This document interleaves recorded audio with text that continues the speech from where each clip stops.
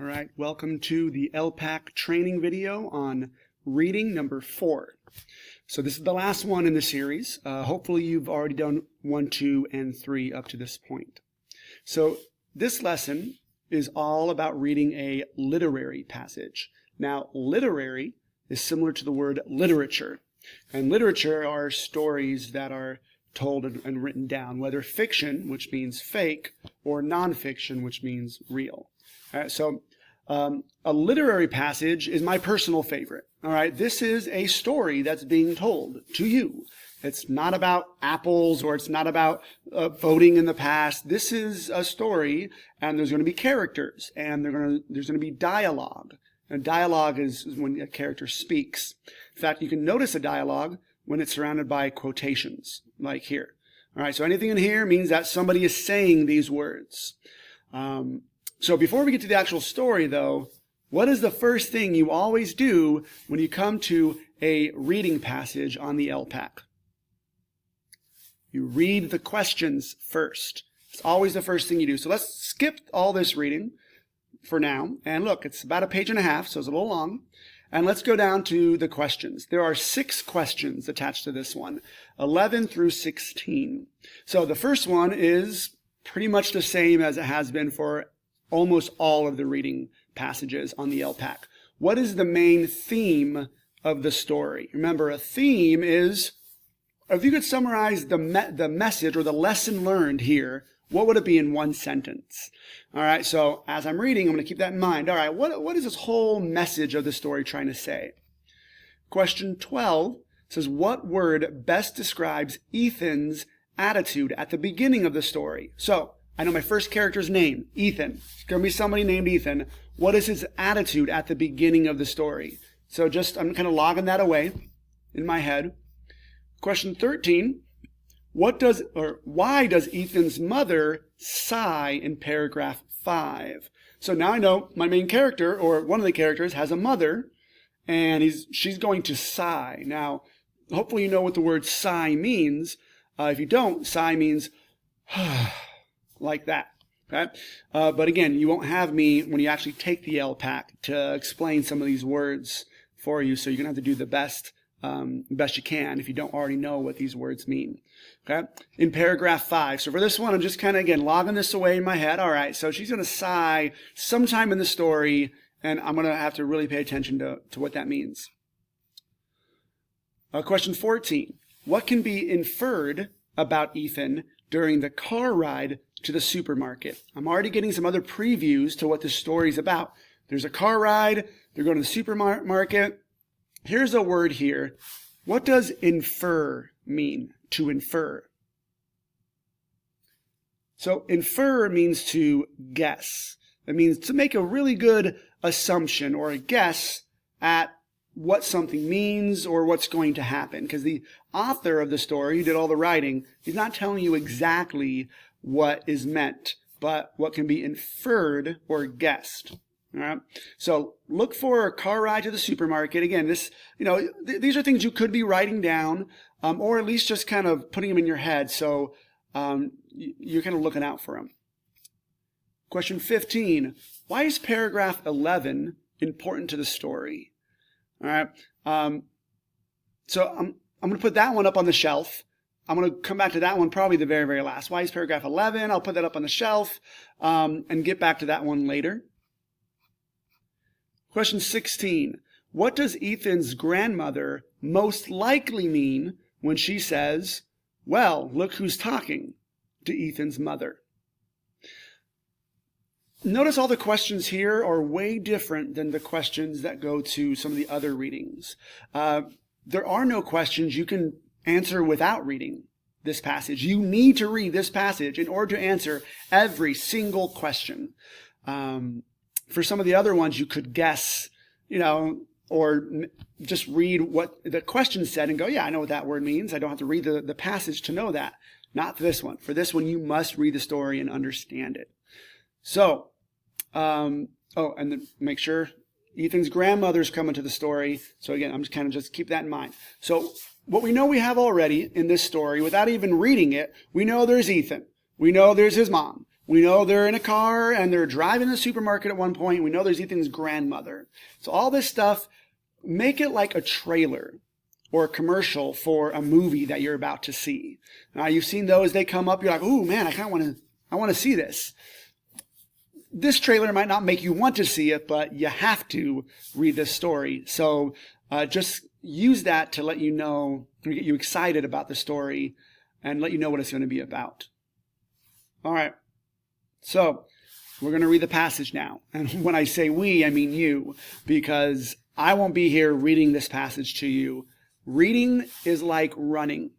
Nobody really wants to do it at first, but the more you do it, the better you become. So push through the pain, read the whole story. And this one should be an easier read, because what you need to do, this is my trick. As I'm reading a literary passage where there's characters in the story, I try to play the movie in my head as I read. What does it look like? Where are they sitting? Where's the camera moving as they're talking? And that really helps me understand what is being said.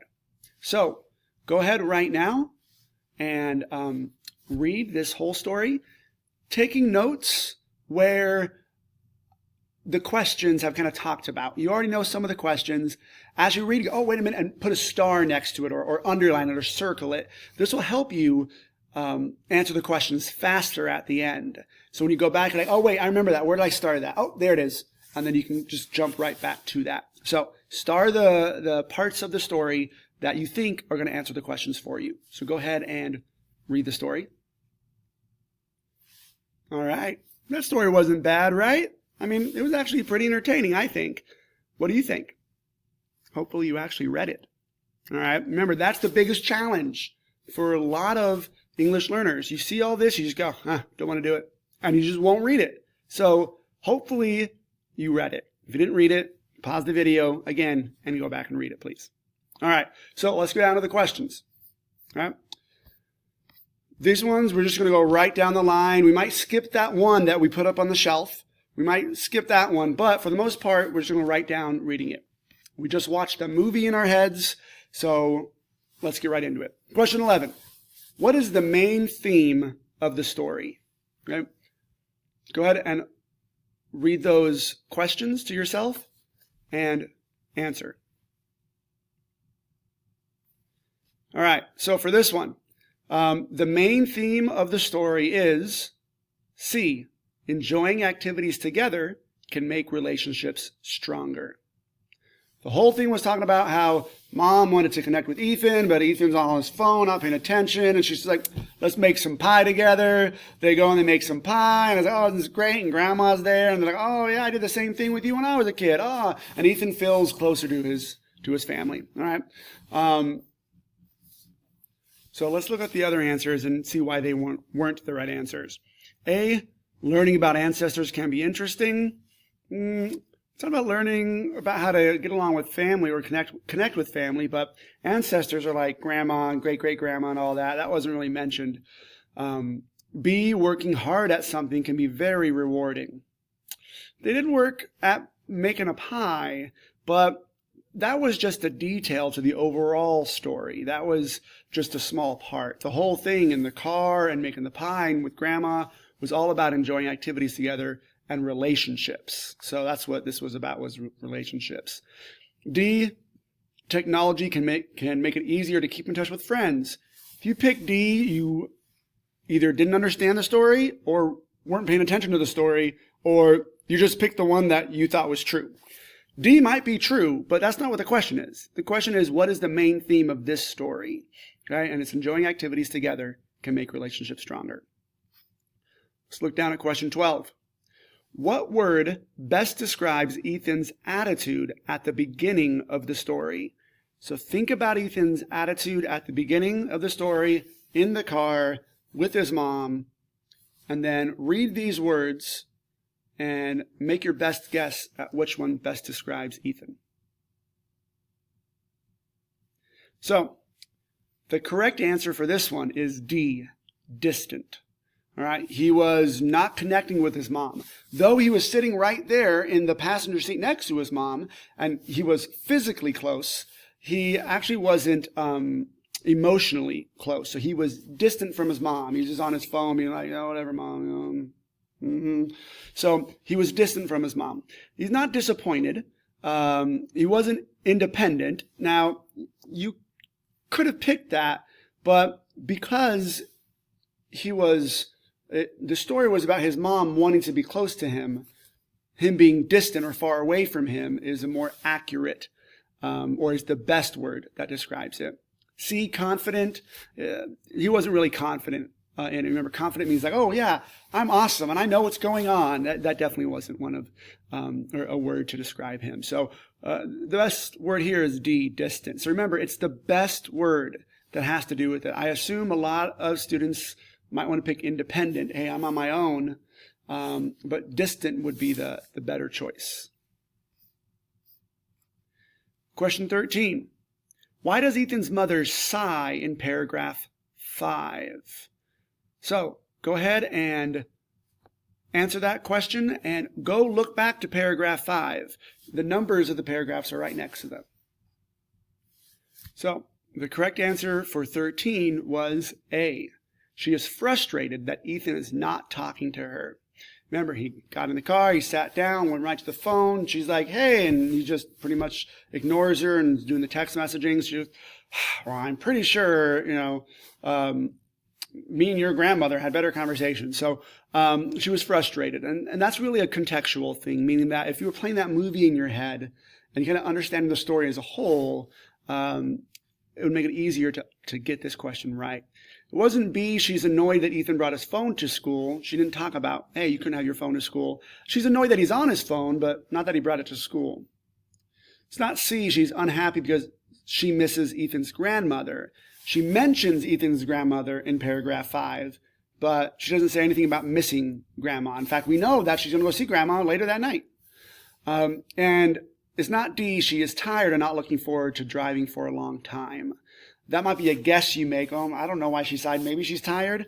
But if you really understood the context and the dialogue she said right afterwards. So when you come across a question like this, all right, really try to read the whole paragraph. Don't just read the one sentence where the sigh is. Read the whole paragraph and maybe the paragraph before and after again to try to really get the context of why the character might be doing that. All right, question 14.